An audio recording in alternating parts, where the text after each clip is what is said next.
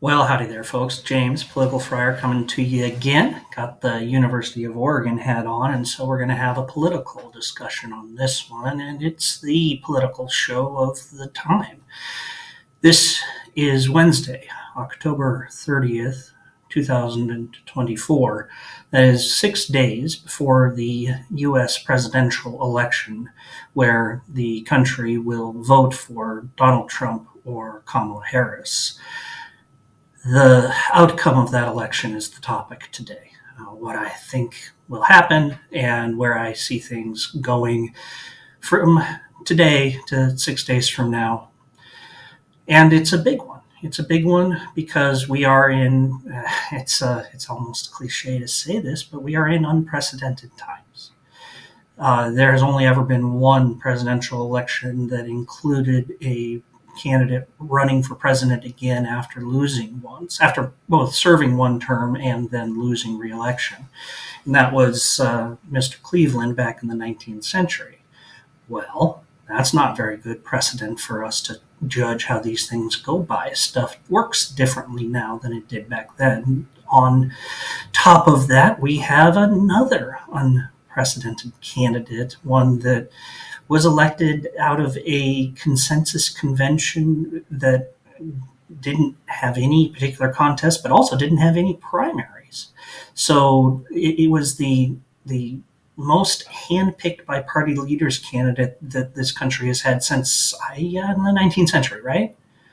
Without any input from voters or everyday Democrats. And so we end up with two completely unprecedented candidates, and that makes ballparking this or trying to come up with a prediction remarkably difficult. See, past is prologue. So a lot of times when I'm trying to make predictions, especially predictions about the future, I'll look at the past and see what happened before and try to adjust my sails based off of what I see happening around the present. Well, the winds are swirling way too much for me to adjust my sails, and I think I'm not in bad company.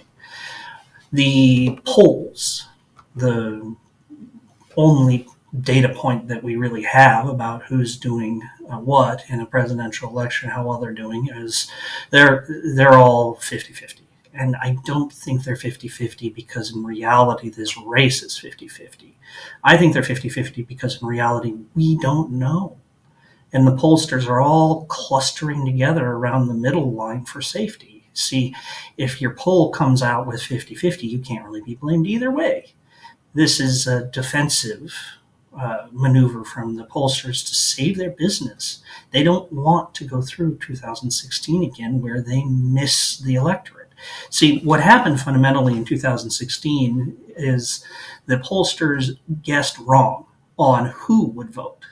They knew how people would vote. They knew that Donald Trump had strength among white, non-college educated folks, and they knew that Hillary Clinton had strength among non-white college educated folks. They missed on how many white, non-college educated folks were going to turn out versus the non-white college-educated folks. They thought that the electorate in 2016 was going to look something like the electorate in 2012 or 2008 or 2004 or 2000 or 96. See, those electorates all had something in common in their demographic makeup.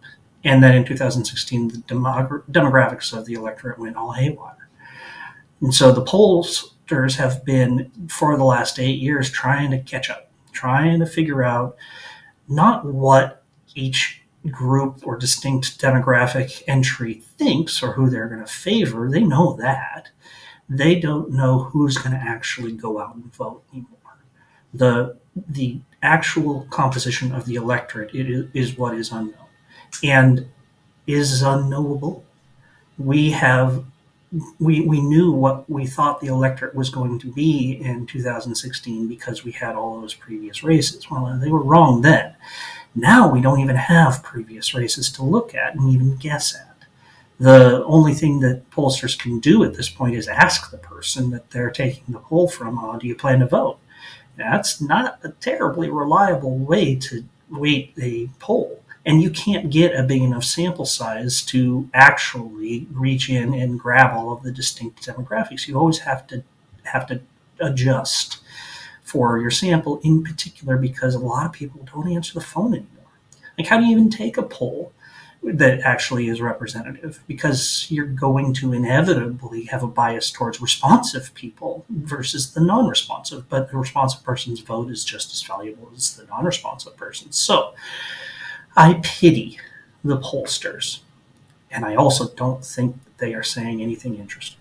Not at this point. At this point, it is anybody's guess as to who is going to vote, who's going to turn out and vote. Now, if college-educated folks and women vote in higher than expected numbers, well, Harris will. Vice versa for non-college-educated men. Those are the two biggest dividing lines that we do see in the polls between Harris and Trump, and I do believe women and college-educated people are much more likely to vote for Harris, and men and non-college-educated folks are much more likely to vote for Trump. Again, the question is, who turns up? It could go either way, and I think that's why the polls have just decided to throw in the towel and to say, we don't know. So that 50-50, I don't think it's 50-50. I think it's the pollsters giving up. I, your stalwart and stolid commentator, will not give up, however. I am going to, with very low confidence, predict that Harris will actually win the election, and it's for just one reason, and that's the amount of money that she has invested into the ground game. Now, normally, a campaign is worth maybe 1 point. Most of the time, presidential campaigns are already baked in. The folks know the people well enough, and they have enough party loyalty, and they have enough social pressure that they're mostly going to vote the way that they were going to vote regardless, and the campaign itself is basically irrelevant. The reason why I think Harris has a ever so slight edge is because she had the resources to mobilize a gigantic get out the vote effort. A truly unprecedented number of people knocking on doors and ensuring that people knew how to fill out their ballots and knew how to turn them in.